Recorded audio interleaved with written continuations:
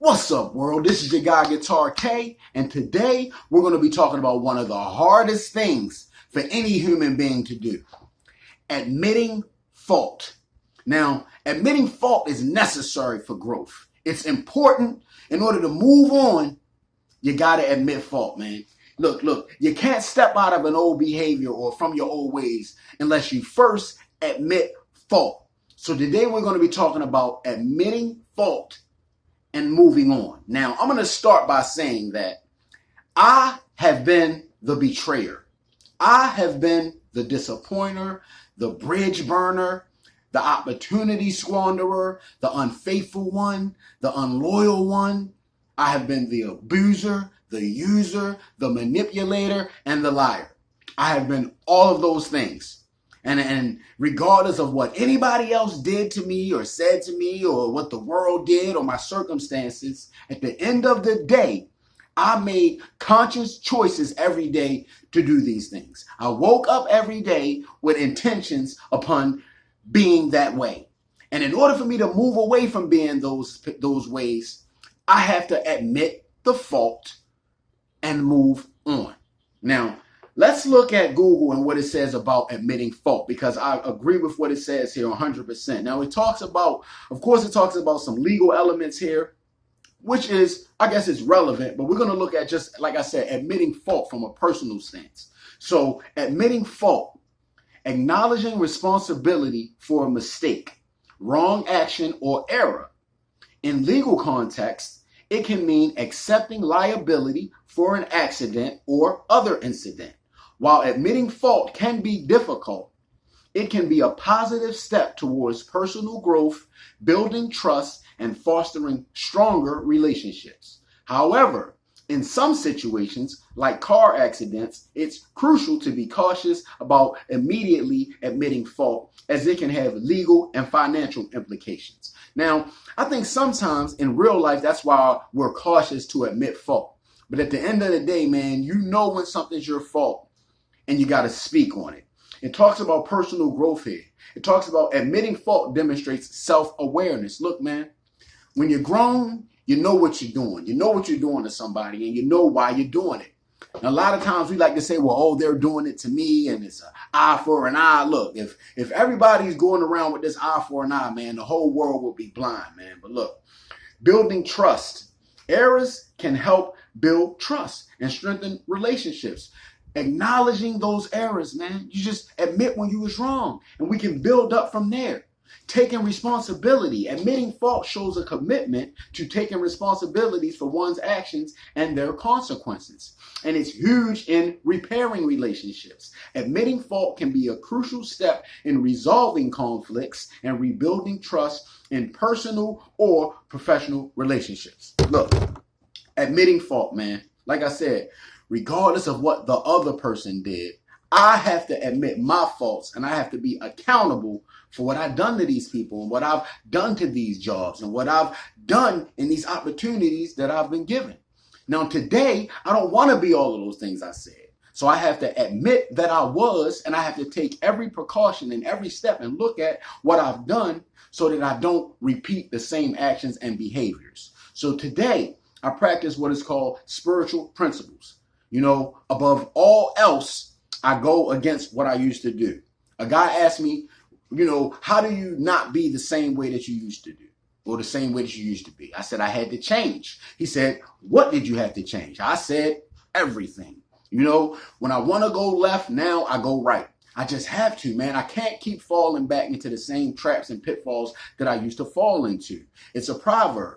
It says that a man who returns to his folly is similar to a dog that eats his old vomit. Look, man, I don't want any more of them old ways. I don't want to be the betrayer no more. I don't want to be the liar. I don't want to be the manipulator. So even when my flesh, you know, compels me to do those things for personal gain, or if I think I can get over on somebody, I have to fight against what my flesh is screaming to do, to not do those things, man. Look, Today, look, I want to be the person that wakes up and does the right thing because it's the right thing to do. So I practice spiritual principles. I have faith, I have passion, I have purpose. So I practice these things. It's self-control, it's discipline. It doesn't happen naturally because in this world today, it's almost natural to try to get over. It's almost natural to do wrong to try to get personal gain and material wealth and instant gratification. So like I said, I refuse to be a puppet and a slave to my old ways, man. So today, I live by spiritual principles. I live to become a new person and to shed the old ways. I practice forgiveness. When somebody do me wrong, I have to remember, man, that just not too long ago, I was portraying those same actions. I was looking to do people wrong. So I have some empathy because I have past experience in doing so much wrong that I understand that people is going to do me wrong. So I'm not saying that I let people get over on me. Of course, I guard myself well. I'm protected. I could spot some BS real fast because they say it's hard to bullshit a bullshitter. That's very true. Trust me, man. Look, I can't forget where I came from, but I also can't allow people to use my past as a weapon against me because people will try to do that all the time. And it's not an easy thing to do, but because of my spiritual principles, it's easier to balance it out. When I practice patience, when I practice kindness, when I look at the world through a spiritual lens, it's easier to see evil spirits. It just is, man. And it comes from practice, a daily practice, man. Look, I've become like a spiritual warrior today. And my sword is sharp because I sharpen it every day through reading, through meditation, through exercise, through sharpening myself. I'm sharpening my skills today. So I'm not the same person that I was. I'm growing every day. I'm becoming a new person because I'm practicing new ways. I'm turning from my old ways by any means necessary. Look, I've learned to accept the fact that some people is never going to forgive me. I have to accept that no matter how good I do or how much I change or how far back in the past the wrongs that I've done, some people is never going to, I just got to accept it. Some people never going to forgive me and they have the right to do that. And I got to accept that. And I also have to know that the people that has forgiven me is only because of God's grace and mercy. And it's a blessing that the people that have forgiven me, that they chose to forgive me. And I got to look at that forgiveness as a blessing. And I can't go back on my word today, man. I gotta guard that forgiveness and earn their trust back and guard it and keep going in the right direction so that I don't betray them again. I don't want to become the betrayer again. I don't want to become the bridge burner again. I want to be a bridge builder. I want to foster joy and foster love, foster new relationships, and I want to be a relationship repairer instead of a relationship killer like I used to be back in the past, man. At the end of the day, I can only admit my faults and move on.